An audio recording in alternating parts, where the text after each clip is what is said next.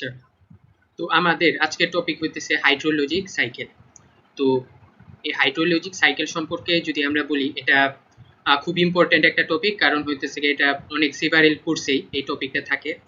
যেমন আমরা যদি ENP 107, এই কোর্সটা সকল ডিপার্টমেন্টেরই জন্য মানে প্রযোজ্য, এবং ENP 107 কোর্সে এই টপিকটা খুব একটা ইম্পর্টেন্ট একটা টপিক, যার কারণে হইতেছে এবং সবসময় পরীক্ষায় এই টপিক থেকে প্রশ্ন আইসা থাকে। তো আমি চেষ্টা করবো আজকে এই টপিকটা খুব ইজি ওয়েতে, যতটা সম্ভব ইজি ওয়েতে রিপ্রেজেন্ট করা যায়। তো আমি হইতেছি instructor Mahmudul Hasan Sifat, civil and environmental engineering from NSU। আচ্ছা, শুরু করি। তো হোয়াট ইজ হাইড্রোলজিক সাইকেল? তো এই হোয়াট ইজ হাইড্রোলজিক সাইকেল সম্পর্কে জানার পূর্বে আমাদের একটা জিনিস জানতে হবে, যে আমরা জানি ওয়াটার ইজ আওয়ার লাইফ। হ্যাঁ, তো এই পৃথিবীতে আমরা দুই রকমের পানি পেয়ে থাকি। একটা হইতেছে কি, লিখি আমি এখানে, ড্রিঙ্কিং ওয়াটার, আর একটা হইতেছে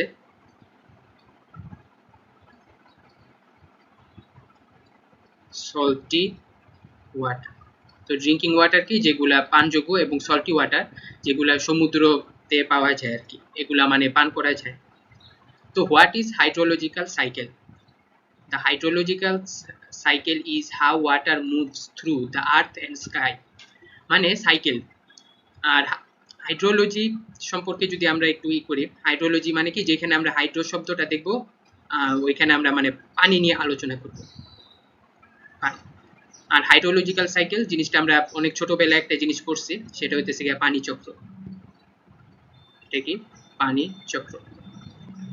তো এই হোয়াট ইজ হাইড্রোলজিক্যাল সাইকেল সম্পর্কে যদি আমরা আরেকটু গভীরভাবে করি, তো এটা বলছে কি, water moves through earth and sky, মানে মাটি থেকে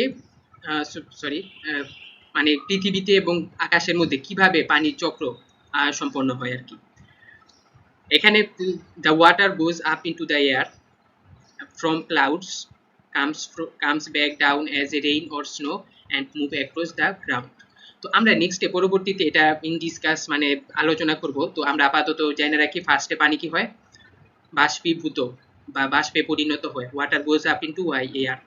এরপরে ফ্রম ক্লাউডস, মেঘ তৈরি করে, and comes back down as a rain, এবং বৃষ্টিরূপে পানিতে বৃষ্টিরূপে পৃথিবীতে ফিরে আসে, অথবা বৃষ্টি বা snow, and move across the ground. আচ্ছা,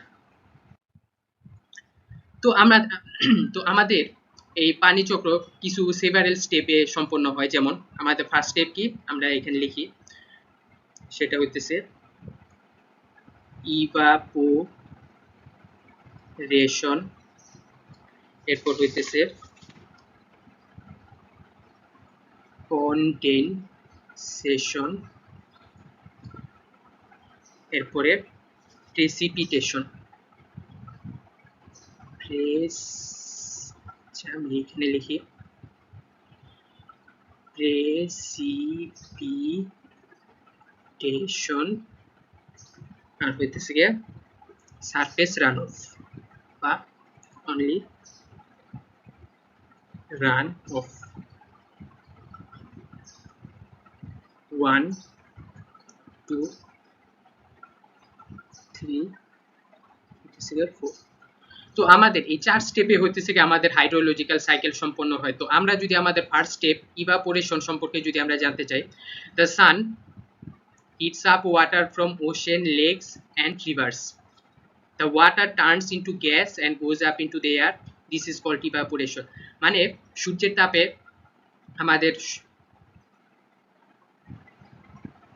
তাপে আমাদের হইতেছে সমুদ্র, লেকস এবং রিভারের পানি বাষ্পীভূত হয়। আর ইভাপোরেশন মানে কি, আমাদের বাষ্পীভবন।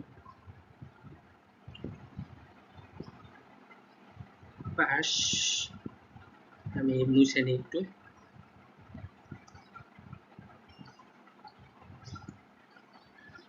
ইভাপোরেশন মানে কি,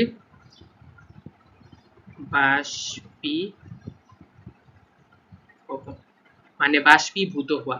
সূর্যের তাপে আমাদের সমুদ্র, নদী নালার পানি বাষ্পীভূত হয়ে সেটা হইতেছে গ্যাসে পরিণত হয়ে আমাদের উপরে উঠে যায় আর কি, রাইজিং ওয়াটার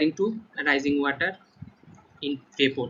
হ্যাঁ, তো এটা ছিল হইতেছে আমাদের ইভাপোরেশন প্রসেস। মানে ইভাপোরেশন মানে কি, ফার্স্টে আমাদের সূর্যের তাপে নদী নালা বা সমুদ্রের পানি বাষ্পীভূত হয়ে যায়। এরপর আমাদের সেকেন্ড স্টেপ যেটা আসে সেটা হইতেছে কনডেনসেশন। তো কনডেনসেশন মানে কনডেনসেশনের বাংলা যদি আমরা লিখি সেটা হইতেছে ঘনীভূত হওয়া। তো ঘনীভূত হওয়া। The water gas cools down high in the sky. মানে আমাদের আকাশে যে ওয়াটার আকাশে ওয়াটার গুলো খুব ঠান্ডা হয়ে ঘনীভূত হয়ে সেখানে মেঘ সৃষ্টি করে। কনডেনসেশন মানে কি, মানে এই স্টেপে আমাদের মেঘ সৃষ্টি হয়। মেঘ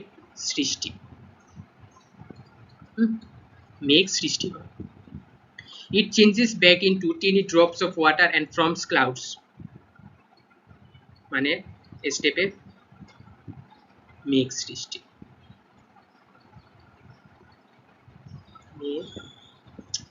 আমি একটু মুছে নিই।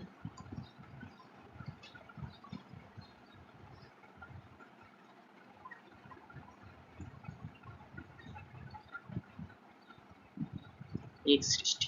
This is called condensation.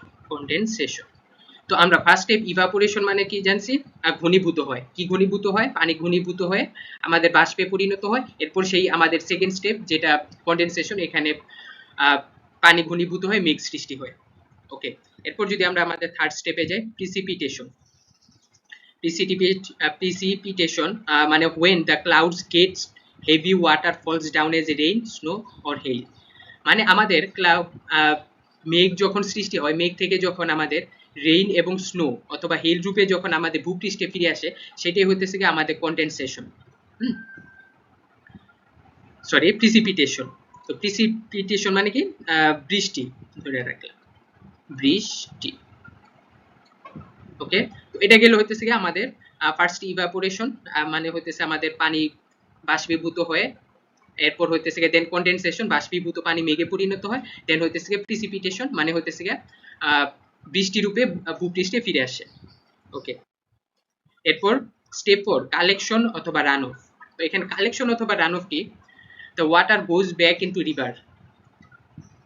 মানে আমাদের যেই রিভার থেকেই তো পানি বাষ্পীভূত হয়ে মেঘ সৃষ্টি করছে, দেন মেঘ সৃষ্টি হওয়ার পর আবার সেটা প্রিসিপিটেশনের পরে সেই ওয়াটার বা ওই রিভারে আবার পানি ফিরে আসে।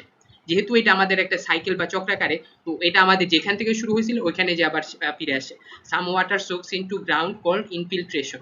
কিছু কিছু মানে পানি ভূপৃষ্ঠে ফিরে আসে, সেটা হইতেছে infiltration. And some runs over the surface, অথবা কিছু হইতেছে আমাদের সারফেস বা ভূপৃষ্ঠ দিয়ে আমাদের বা পাহাড় বেয়ে যেটাকে বলে আমাদের ফিরে আসে। দেন দ্য সাইকেল স্টার্টস এগেইন, আবার পুনরায় আমাদের সাইকেল স্টার্টস হয়। আচ্ছা, তো এখানে আমরা জিনিসটা বুঝলাম আমাদের কিভাবে আমাদের পানি চক্রটা সম্পন্ন হয়। আমরা যদি ইন সামারি করি, আমাদের ইন সামারি কি হবে, ফার্স্টে পানি বাষ্পীভূত হয়, ফার্স্টে পানি বাষ্পীভূত হয়, দেন বাষ্পীভূত পানি কি ঘনীভূত হয়ে মেঘ সৃষ্টি হয়। মেঘ সৃষ্টি,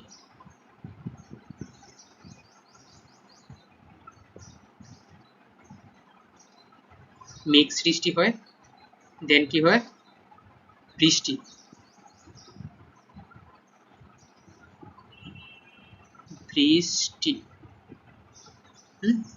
দেন বৃষ্টি কালেকশন বা জমা হয় আর কি, যেটা নদী নালাতে আবার। তো ফার্স্টে আমাদের কি হয়, পানি বাষ্পীভূত হয়ে মেঘ সৃষ্টি করে, সেই মেঘ থেকে আবার বৃষ্টি রূপে আমাদের ভূপৃষ্ঠে ফিরে আসে, এরপরে সেটা জমা থাকে, আবার আমাদের সেই ইভাপোরেশন বা বাষ্পীভূত হয়ে আমাদের পানি চক্র সম্পন্ন হয়। তো এই যে আমরা দেখতেছি একটা চক্রাকার জিনিসটা সম্পন্ন হয়, তো এটি হইতেছে আমাদের হাইড্রোলজিক সাইকেল বা ওয়াটার সাইকেল। আচ্ছা, খুব ইজি প্রসেস এবং সবথেকে মজার ব্যাপার এটা সবসময় ইএনবি 107 বা সিভিল 100 যে কোনো কোর্সে আর কি এই প্রশ্ন প্রায় আসে। এবং ইনফ্যাক্ট আমার গত সেমিস্টারের সিভিল 100 কোর্সে এই প্রশ্ন ছিল যে explain the process of hydrological cycle. তো আমরা বুঝতে পারতেছি এটা খুবই গুরুত্বপূর্ণ তার মানে, এবং ইএনবি তো সকল ডিপার্টমেন্টেরই করতে হয়, তো এটা আমাদের অবশ্যই পড়তেই হবে। তো এখানে আমরা যদি ওভারভিউ আবার একটু আমরা ইন সামারি করি, আমি একটু অন্য কালারের পেন নেই। এই যে সমুদ্র বা ওশেনের পানি আমাদের সূর্যের তাপে কি হইতেছে, আমাদের ইভাপোরেশন বা বাষ্পীভূত হইতেছে। তো বাষ্পীভূত হয়ে আমাদের জিনিসগুলা কি হয়, কন্ডেনসেশন বা ঘনীভূত হয়ে ছোট ছোট কণা আকারে সেগুলো হইতেছে আমাদের মেঘ সৃষ্টি করে এবং কন্ডেনসেশন প্রসেস। তো মেঘ সৃষ্টি হওয়ার পর আমাদের প্রিসিপিটেশন যাকে বলে, মানে বৃষ্টি হয়ে আমাদের ভূপৃষ্ঠে আবার ফিরে আসে। তো এরপর আমাদের যে লাস্ট প্রসেস ছিল কালেকশন বা রান অফ। তো এইখানে আমাদের দেখতেছি সেই পানিগুলো আবার জমা হয়ে আমাদের গ্রাউন্ড ফ্লো বা এই পানি গ্রাউন্ড ফ্লো প্রসেসের মাধ্যমে আমাদের ওশেনে আবার পুনরায় নির্গত হয় পানি। এরপরে দেন হইতেছে আবার সেই প্রসেস পুনরায় আমাদের চলতেই থাকে। তো এটা ছিল আমাদের হইতেছে ওয়াটার সাইকেলের ইন জেনারেল আইডিয়া। তো এরপরের স্লাইডে যদি আমরা দেখি why water cycle is important, okay, কেন ওয়াটার সাইকেল ইম্পর্টেন্ট, সেই স্লাইডের শুরুতে আমরা বলছিলাম যে আমরা যে ড্রিঙ্কিং ওয়াটার,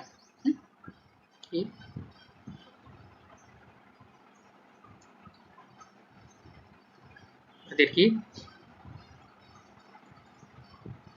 ড্রিঙ্কিং ওয়াটার, আমরা ড্রিঙ্কিং ওয়াটার কিভাবে পাই, এই ওয়াটার সাইকেলের মাধ্যমে আমরা ড্রিঙ্কিং ওয়াটার পাই।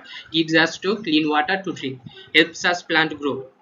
তো লবণাক্ত পানিতে কিছু স্পেসিফিক উদ্ভিদ ছাড়া লবণাক্ত পানিতে কোনো উদ্ভিদ গ্রো করতে পারে না, তো তার জন্য আমাদের মিনারেল ওয়াটার প্লান্টসের জন্য দরকার। ফিল্ডস, রিভার্স অ্যান্ড লেক, এবং আমাদের নদী হতেছে কি আমরা কি মিঠা পানি বা ড্রিঙ্কিং ওয়াটার আমরা নদী লেক পূর্ণ করে। কিপস নেচার ইন ব্যালেন্স, এবং আমাদের পরিবেশের ভারসাম্যতা বজায় রাখে। তো এটা আমরা বুঝতে পারলাম হইতেছে এই পানি চক্রের গুরুত্ব, হোয়াই ইট ইজ ইম্পর্টেন্ট। আচ্ছা, আমাদের সর্বশেষ স্লাইড যদি আমরা দেখি কোয়েশ্চেন, আগে বলছিলাম আমার সিভিল 100 কোর্সে যে ফাইনালে প্রশ্ন আসছিল এক্সপ্লেইন দ্য হাইড্রোলজিক্যাল সাইকেল। তো আমরা এখন খুব ইজিলি লিখতে পারবো কিভাবে পানি চক্র সম্পন্ন হয়, এবং ডিফাইন প্রিসিপিটেশন, ইনফিল্ট্রেশন এবং সারফেস রান অফ, মানে আমাদের প্রিসিপিটেশন, ইনফিল্ট্রেশন এবং সারফেস রান অফের ডেফিনেশন লিখতে বলছে। তো আজকে এই পর্যন্তই, থ্যাংক ইউ।